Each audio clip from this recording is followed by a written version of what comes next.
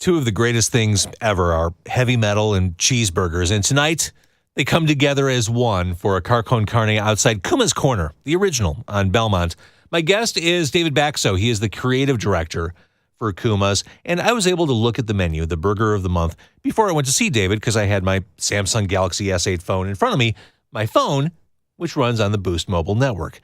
The monthly fee is ridiculously cheap. I have my whole family on Boost Mobile. The clarity of sound, the speed of the data are all as good gets. BoostMobile.com. Visit Boost Mobile. They're everywhere, and they are the proud sponsor of Car Con Carne. It's Car Con Carne. Let's eat in the car. It's Car Con Carne. And now here's the star of our show, James Van Alstyne.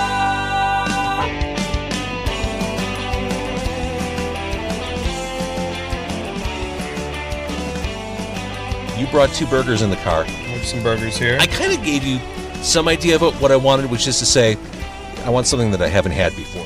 I gave you a couple ideas, but I left it in your hands. Yeah, I left it up to something that's on our current menu. I got you the Neurosis burger. Okay, never had it. That's on our menu. Every time you come in, you'll get it. Mm-hmm. I also brought our burger of the month, which obviously... The Minsk? The Minsk, yes. Changes every month. We try to do something for another band every month to coordinate with the show that they're playing or a new album coming out. So, yeah. I mean, Here's the thing about the burger of the month at Kuma's. Yes. You've always been cool. You've never sold out. It's always been cool bands. There was a Rod Blagojevich burger. There was, but there's a funny thing on YouTube with David Draymond talking about why he's never had a Kuma's burger. I'll just leave it at that. That's all you need to say. All right, so let's... what's on top? Of the Neurosis burger, we have our 10-ounce signature beef patty. Here, let's open that up and try to hold it up to the camera. If you have not been to Kuma's, any of the Kuma's, they're in Schaumburg. They're in the West Loop. They're right here on Belmont. They're on Diversey. It's 666 Diversey. This is the burger. This is it right here. If you're unaware, we make all of our burgers and we name them after metal bands, kind of dedicated to metal bands. It's the loudest burger place you'll go to. For sure. It's kind of an experience. It's kind of like a concert, I guess you could say. I took my son there when he was maybe 7 years old for his first time. Thought it was the coolest place on earth. Yeah. I think there were a couple of bare breast pictures on the wall, but it's metal. I mean, it's just human bodies. I think it's been a lot of people's favorite restaurant for a long time. The original location's been open close since to 05, right? Yeah, close to 13 years. Mm-hmm. We've since expanded to 5 locations. You're in Indiana now. There's a Kuma's in Indianapolis. Yeah, and that one is rocking pretty hard right now. They have a lot of steam going behind them, so I'm excited for that. I thought it was a weird thing just because I don't think of metal and, I don't know, coolness in Indianapolis. I mean, I think that's kind of the attraction over there is like there isn't a whole lot to do in that realm, and so we're offering something for that. There's a need. Yeah. That makes total sense. Okay, so show us... That's the Neurosis. And this is the Minsk. And what's in the Minsk? The Minsk has... so this burger we brought back... God, I'm already looking at this. Oh, my God. We originally ran it in 2007, just to kind of show how long we've been doing this.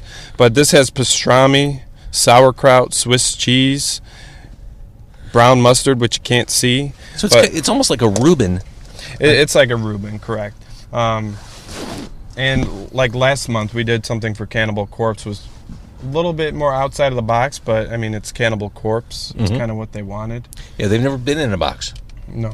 So what was the Cannibal Corpse? Well, it had bone marrow butter. Oh, that's right. I remember reading that and thinking I wanted to try it. Fried beer battered blood sausage. Yes, it did. So it's pretty wild. Some of our burgers are pretty out there, but some of them are, there's something for everybody, I guess. Well, that's what I was going to ask. If I had to guess, I would assume that the Zeppelin or the Mastodon are the best sellers. Yeah, Zeppelin is up So it's there. most like straightforward. Straightforward, for sure.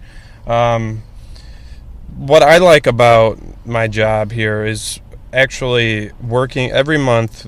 like I said, we do a burger of the month for a different band, and just to work with the band to try to embody them on a burger, like to our best ability.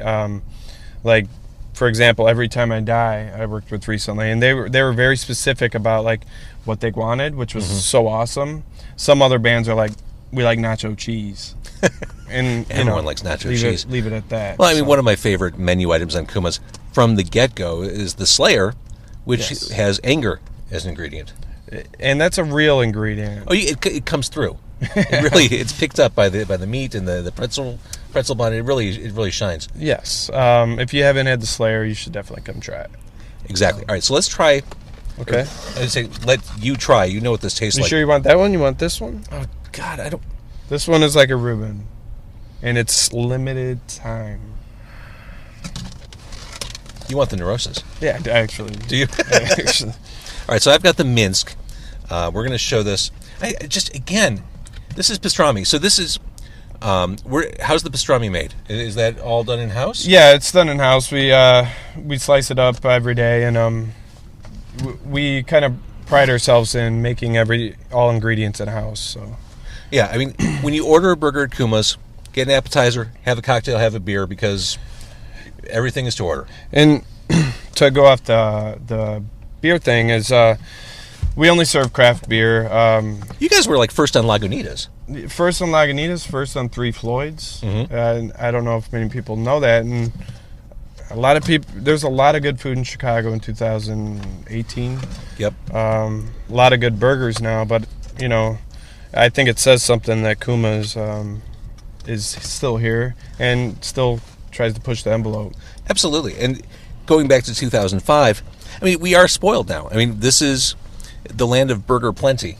It was not the land of burger plenty back then. No, you go anywhere now, you can get an egg on a burger. But back, 10 years ago, the only place you can get that would be here. I need to work out to lift this burger.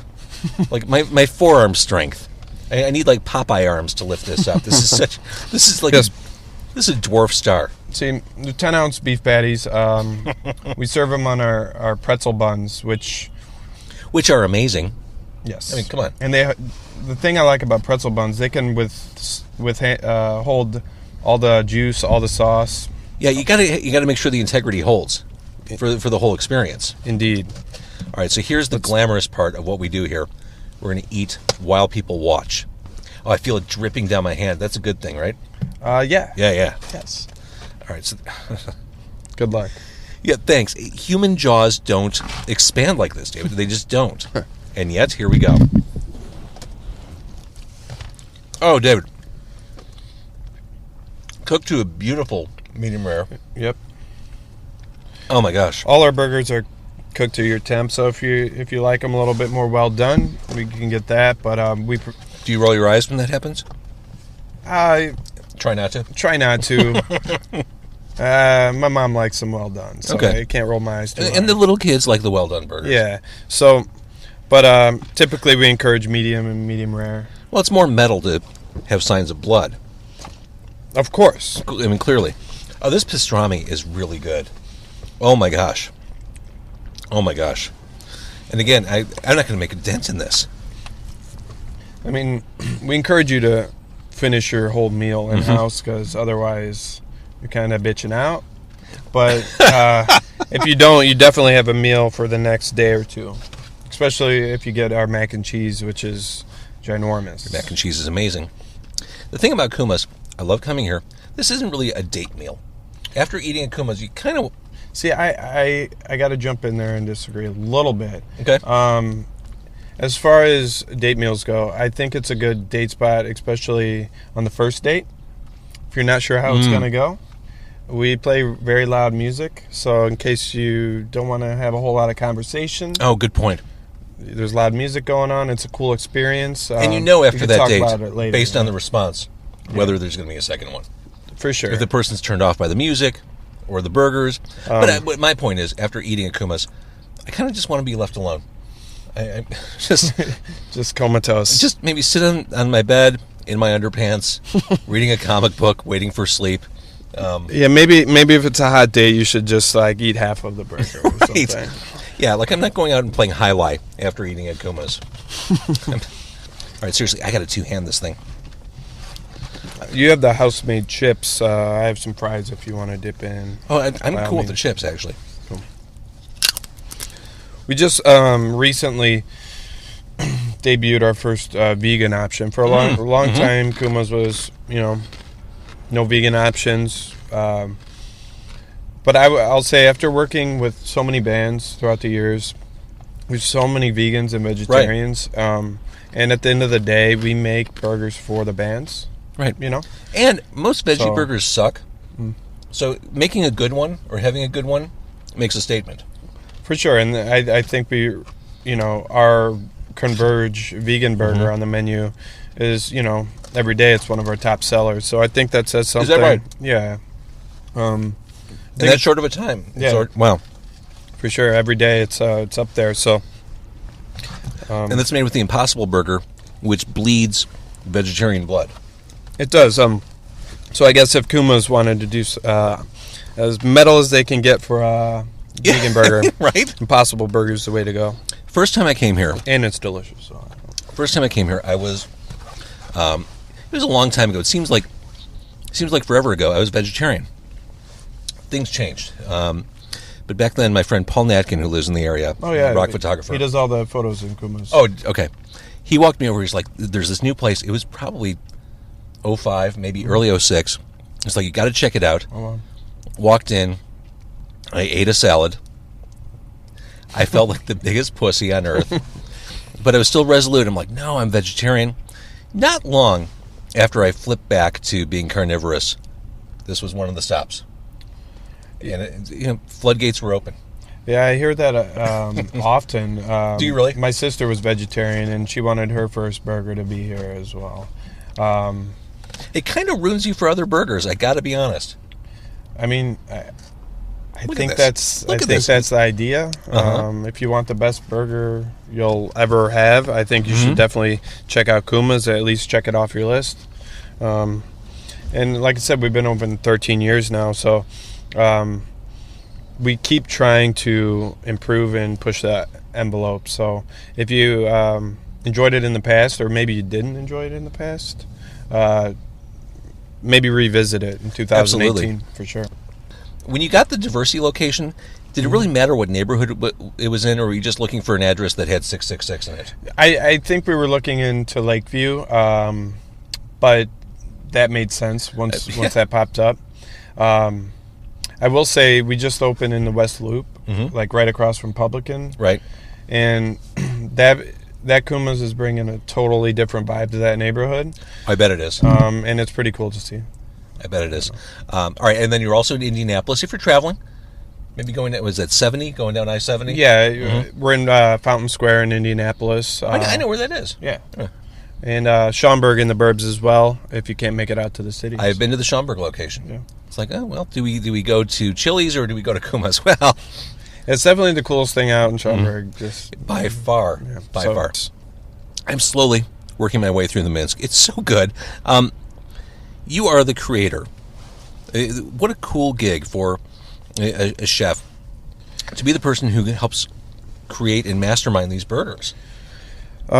See, originally I wanted to be in a band. I wanted to do that whole life, but I always worked in restaurants. So for me, it is the perfect blend of things, because I get to work with some of my idols, I guess you could say. So yeah, it is pretty cool. And see, that answers my question, or one of my questions. I didn't know if you were just making up these burgers in the spirit of the bands, but you're actually getting on the phone or email with them. And Yes, I mean, I'll say not every time it works out that way, because honestly, a lot of times we'll just do something for a band and they'll be super stoked regardless. But if the opportunity is there, I try to reach out and ask them, hey, what do you guys like? What are you into? And go from there. Because I think that's very important to keep the integrity there. I think it's important. did you work with Ghost? Yeah, I actually made the Ghost Burger. I didn't work personally with them, on it. They were kind of hard to contact during that time. They were kind of blown up pretty hard. But we wanted to support what they're doing. And I love that band. yeah, I remember going to that first Bottom Lounge show. the theatrics are wild. The theatrics are wild. The merch is amazing. Yeah. Sorry, I digress. Go ahead. No, it's all good. But that was the idea. They're like doing cool shit. So we wanted to support what they're doing because we kind of, I mean, we take our craft seriously, but we don't really take ourselves, I don't think, too seriously. Which is good advice for life. Yeah, it is.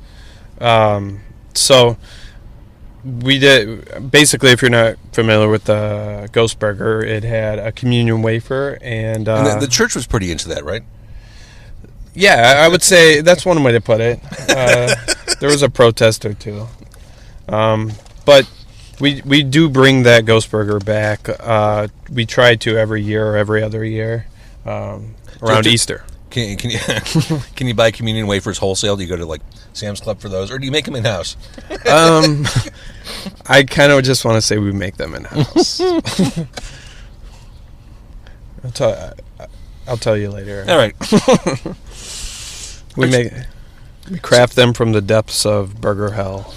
So, when you have downtime, and I say that laughingly in quotes because I know there is no such thing in the restaurant business.